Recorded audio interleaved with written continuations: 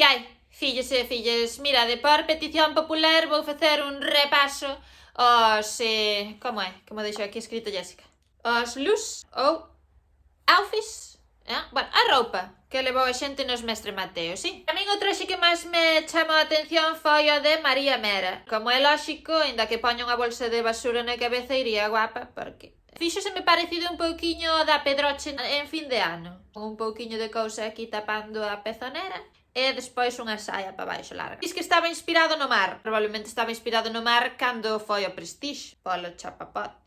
Porque era negro, negro, negro. Tamar Novas. Este rapaz moito me gustaría a min para a Jessica. Que guapirmo é. Pero esas arandelas fora. É menos para un evento de tan alto standing. Outra moda que non entendo é a das barbas. Agora os homes van de barbas, ata casan de barbas. E da roupa a min os cadros gustanme para un mantel. Para o traxe, non. Pero di ti que como eran moi delgadiños, pois dende lonxe casi non se miraban. Ángeles Huerta, fixo cardio esa muller esa noite, non puido subir máis veces ao escenario. Eu vina moi minifaldera, pídeche unha cousa máis ata os pés, máis longa.